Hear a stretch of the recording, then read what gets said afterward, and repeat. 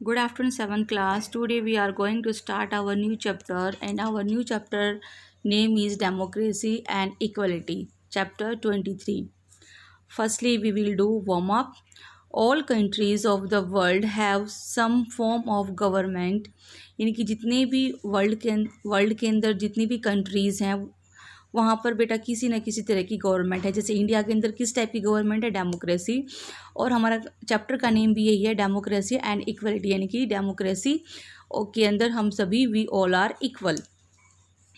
The work of this government is to make laws so that the people may live peacefully, earn their livelihood and do such other things of everyday life smoothly.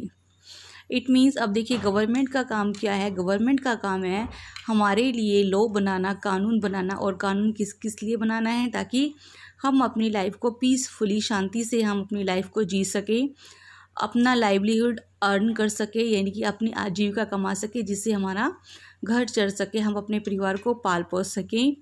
And ऐसी चीज़ें करना जिससे कि हमारी life smoothly चल सके बिना किसी अड़चन के, रुकावट के।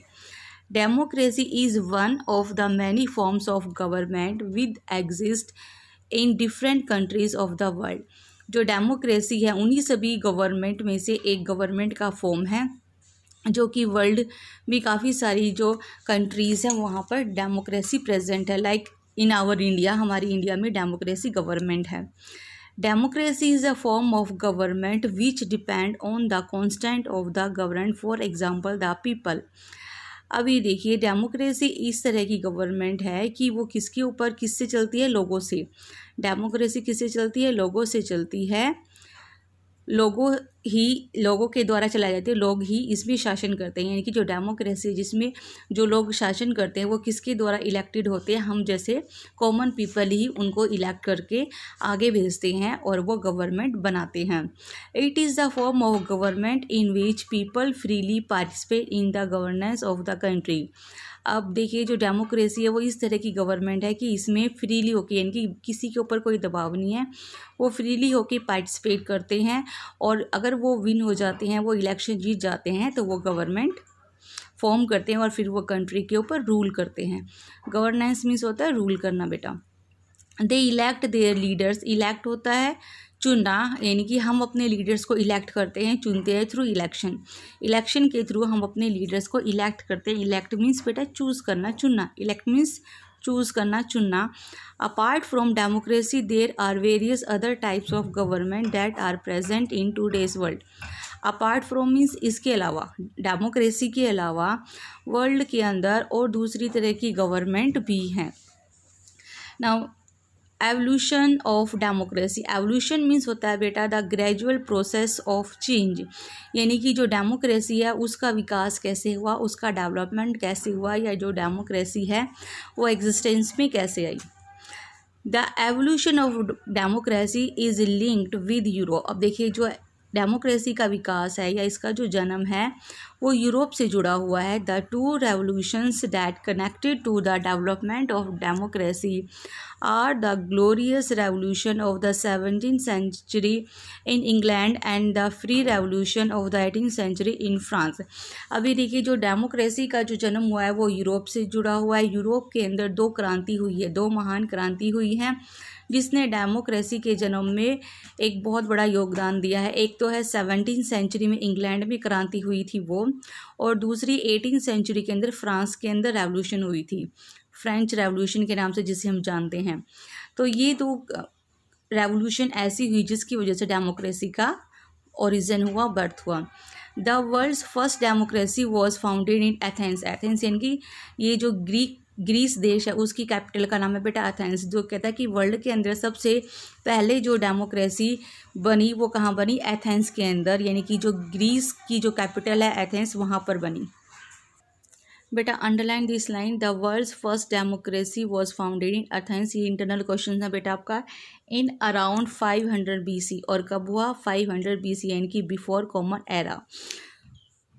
It was a direct form of democracy in which the adult male population participated in the decision-making process of the country in the assembly.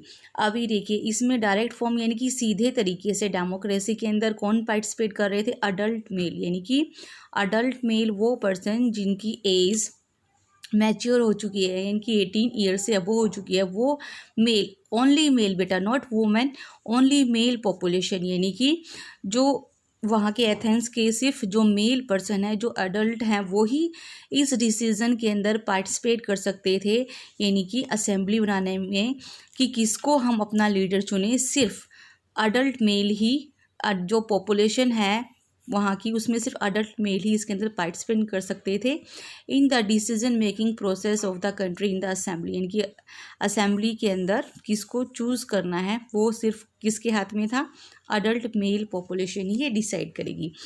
The idea of democracy further develop during the 19th and 20th century.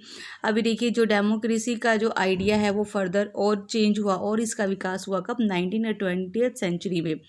Soon it began to be felt that the idea of democracy should be extended. Extended means होता है बेटा बढ़ाना, कि ये जो हमारा democracy का जो गवर्नमेंट का आइडिया इसको और बढ़ा दिया जाए to economic and social life of the peoples as well. इसके अंदर लोगों की इकोनॉमिक और सोशल लाइफ को भी ऐड कर दिया जाए, बढ़ा दिया जाए इसके डेमोक्रेसी के सर्कल को। अब देखिए meaning of democracy. The word democracy has been derived from the Greek word demokratia. अब जो देखिए जो डेमोक्रेटिक वर्ड है वो ग्रीक वर्ड के डेमोक्रेटिया से लिया गया है, कंबाइनिंग टू वर्ड्स, जो कि टू वर्ड्स के मिलाने से बना है। Demo meaning common people, demo means common people, and Kratos meaning rule, यानी कि डेमोक्रेसी में कॉमन पीपल रूल करेंगे। ठीक है, अगर कॉमन पीपल भी इलेक्ट होते हैं तो वो भी रूल कर सकते हैं, जैसे कि हमारे जो अभी माननीय प्रधानमंत्री हैं श्री नरेंद्र मोदी जी, वो भी क्या एक कॉमन पीपल ही थे। कॉमन पीपल से आज उन्होंने इलेक्शन चूज़ किया, इलेक्शन के अंदर वो इलेक्ट हुए और आज वो हमारे देश के पीएम हैं। The meaning of democracy has changed with time, और जो डेमोक्रेसी का मीनिंग है वो टाइम के साथ चेंज होता रहता है। Earlier democracies like the one in ancient Greece did not grant voting right to women and slave. Slave means होता है बेटा दास। कहते हैं ग्रीक के अंदर जब डेमोक्रेसी स्टार्ट हुई तब वुमेन को और स्लेव जो दास थे उनको वोटिंग करने का राइट नहीं था। But today every citizen in a democratic country enjoy the right to vote and is treated equally. लेकिन आज की जो डेमोक्रेटिक गवर्नमेंट है उसमें देश के सभी नागरिकों को, चाहे वो मेल है फीमेल है, बस उसको अडल्ट होना चाहिए, वो इक्वली जो है वोट करने का उनको राइट है, बिना किसी डिस्क्रिमिनेशन के सभी को इक्वलिटी के बेस पर वोट करने का राइट है। In a democracy all the power was vested in the people. कहता है कि डेमोक्रेसी में जो सारी पावर है वो किसके अंदर है, लोगों के अंदर है, क्योंकि लोगों ने ही तो डेमोक्रेसी को बनाया है। डेमोक्रेसी का मतलब है कि कॉमन पीपल उसमें रूल कर रहा है। Which they exercise through election and public opinion, क्योंकि इसके अंदर इलेक्शन होते हैं और इलेक्शन के अंदर कॉमन पीपल ही खड़े होते हैं और उन कॉमन पीपल को कॉमन पीपल ही चूज़ करते हैं उनमें से किसी को, और पब्लिक की ओपिनियन को ही होती है वो किसको चूज़ करें किसको चूज़ ना करें। At the same time, the policies of the government reflect the demand and needs of the people and value public opinion. अब देखिए इस वाली गवर्नमेंट में क्या है, किसकी ओपिनियन, लोगों की ओपिनियन, पब्लिक ओपिनियन को ही माना जाता है, क्योंकि पब्लिक ओपिनियन के अकॉर्डिंग जिसको सबसे ज़्यादा वोट मिलेंगे वही आगे आपका लीडर बन के आगे जाएगा। The rule of law in a democracy treated everyone equally. कहता है कि जो डेमोक्रेसी में रूल है ना कानून का, वो क्या है कि सभी को इक्वली ट्रीट किया जाए, सभी के साथ इक्वल व्यवहार किया जाए। All the citizen are equal in the eye of the law, और कानून की नज़र में सभी सिटीजन एक बराबर हैं। No one is above the law, और कानून से ऊपर कोई भी नहीं है। Not even an elected president, और जो प्रेसिडेंट है जिसको हम चुनते हैं वो फर्स्ट सिटीजन है, वो भी कानून से ऊपर नहीं है। अगर कोई भी गलत करता है तो उसको लॉ के अकॉर्डिंग पनिशमेंट मिल सकती है। No one can be discriminated against on the basis of his or her caste, race, religion, ethnic group or gender. और वो कहता है कि किसी को भी डिस्क्रिमिनेटेड मीन्स होता है भेदभाव करना, डिस्क्रिमिनेटेड भेदभाव करना कहते हैं किसी भी पर्सन को उसकी कास्ट, उसकी जाति, उसके धर्म और उसकी नीतियों की जो एक पर्टिकुलर ग्रुप के साथ जुड़ी होती है, या जेंडर मेल और फीमेल को, इन सब के बेस पर किसी के साथ भी किसी भी तरह का कोई डिस्क्रिमिनेशन नहीं किया जाएगा। डिस्क्रिमिनेशन यानी कि भेदभाव नहीं किया जाएगा। A democratic society removes all kinds of discrimination. जो डेमोक्रेटिक सोसाइटी है वो समाज में हर तरह के भेदभाव को, ऊंच नीच को रिमूव यानी कि मिटा देती है। All men and women are treated equally and provided equal opportunities for growth and development। सभी मैन और वुमेन के साथ एक तरह का व्यवहार किया जाता है और सभी को इक्वल अपॉर्चुनिटीज यानी कि अवसर मिलते हैं ग्रोथ, आगे बढ़ने के और विकास करने के। All members of a democratic societies have equal economic opportunities। सभी मेंबर्स को, जो एक डेमोक्रेटिक जहाँ भी गवर्नमेंट होगी वहाँ के सभी सिटीजन्स को इक्वल आगे बढ़ने की अपॉर्चुनिटीज़ यानी कि अवसर मिलेंगे। इकोनॉमिक में सभी, अगर किसी की इकोनॉमिक कंडीशन अच्छी नहीं है तो वो अपनी इकोनॉमिक कंडीशन को बेटर करने के लिए कोई भी बिजनेस वो ज्वाइन कर सकता है, तो इसमें सभी इक्वल हैं। They are able to fulfil all their needs. वो सभी अपनी सभी ज़रूरतों को पूरा कर सकते हैं। And free to earn their livelihood, और अपनी आजीविका कमाने के लिए बिल्कुल फ्री है। इट मीन्स वो अपना घर चलाने के लिए, पैसे अर्न करने के लिए वो कोई भी बिजनेस कर सकते हैं। किसी के ऊपर किसी तरह की कोई बाउंडेशन नहीं है। No one take advantage of the other and equal wages are given to all। कोई भी किसी का एडवांटेज होता है, फ़ायदा नहीं उठाएगा, चाहे वो मेल है चाहे वो फीमेल। अगर वो एक जगह काम कर रहे हैं तो उनको इक्वल वेजेस होता है सैलरी, उनको इक्वल सैलरीज दी जाएगी। ये नहीं है कि मेल को ज़्यादा मिले या फीमेल को कम मिले, सभी को इक्वल सैलरीज प्रोवाइड होगी। अब देखिए प्रिंसिपल्स ऑफ डेमोक्रेसी, यानी कि डेमोक्रेसी के प्रिंसिपल्स क्या हैं, सिद्धांत क्या हैं। Democracy stand for some principle. Democracy के कुछ प्रिंसिपल्स हैं, सिद्धांत है। They are people have the power to elect their representative. यानी कि जो लोग हैं उनको पावर है, उनके पास शक्ति है, अधिकार है कि वो अपने रिप्रेजेंटेटिव को इलेक्ट करे यानी कि चूज करे, चुने उसको। Government control it and remove it if it does not function properly. और सपोज कीजिए हमने किसी रिप्रेजेंटेटिव को चूज़ किया है और वो ठीक तरह से प्रॉपरली वर्क नहीं कर रहा है, तो हमारे पास राइट है, हम उसको नेक्स्ट टाइम वोट नहीं देंगे और उसको हम गवर्नमेंट पे नहीं आने देंगे। Election are held periodically by fair means. Periodically means हर 5 साल में इलेक्शन होता है, एक टाइम पीरियड है इलेक्शन होने का। तो कहता है एक समय सीमा निर्धारित कर दी गई है, उसी के अकॉर्डिंग इलेक्शन होते हैं। और फेयर मीन्स यानी कि बिना किसी गड़बड़ी के, बिना किसी धोखाधड़ी के सही तरीके से ये इलेक्शंस होते हैं। A number of political parties में कॉन्टेस्ट फॉर इलेक्शन। कहते हैं कि जब इलेक्शन होते हैं तो बहुत सारी जो पार्टीज़ है इसके अंदर कॉन्टेस्ट यानी कि भाग लेती है, हिस्सा लेती है। राइट्स ऑफ द सिटीजन, यहाँ पर बेटा राइट का मतलब है अधिकार, राइट्स RIGHTS, राइट्स का मीन है अधिकार। यहाँ पर वो राइट ठीक वाला राइट नहीं बेटा, यहाँ पर राइट का मतलब है अधिकार।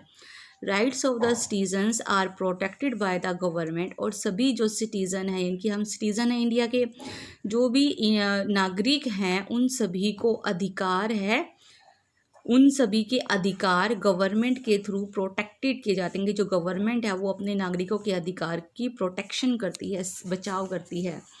The basis of democracy is equality. जो डेमोक्रेसी का बेसिस अधिकार है वो क्या है, समानता, यानी कि सभी के साथ इक्वल ट्रीट किया जाए। The government run according to a written constitution. और जो गवर्नमेंट है हमारा एक रिटन कॉन्स्टिट्यूशन है, संविधान है, एक रिटन ऑफ डॉक्यूमेंट्स है, उसके थ्रू ही हमारी गवर्नमेंट हमारी कंट्री रन करती है। The power is distributed at all levels of government so that no particular person or organ of government enjoy absolute power. कहते हैं कि और डेमोक्रेसी में क्या है, जो पावर है उसको डिस्ट्रीब्यूट कर दिया गया है। जैसे गाँव के अंदर ग्राम पंचायत हो गई, सरपंच हो गया, उसके बाद हमारा सिटी हो गया, सिटी में DC हो गया और अदर पोस्ट हैं। उसके बाद हमारी स्टेट गवर्नमेंट में CM आ गया, फिर देन हमारा PM हो गया, प्राइम मिनिस्टर हो गया, प्राइम मिनिस्टर और प्रेसिडेंट हो गया। तो कहते हैं कि जो पावर है ना उसको डिस्ट्रीब्यूट कर दिया गया है हर गवर्नमेंट के हर लेवल में, जिससे कि so that no particular person, जिससे कि सारी जो पावर है गवर्नमेंट की एक पर्टिकुलर पर्सन के पास नहीं रहेगी और सभी क्या है organs of government enjoy absolute power, यानी कि जो सही पावर है गवर्नमेंट की उसको सभी पर्सन इंजॉय करेंगे कि सभी मिलकर गवर्नमेंट को चलाएंगे। नाउ बेटा ground breaker, Adolf Hitler came into power in Germany through democratic election in 1933।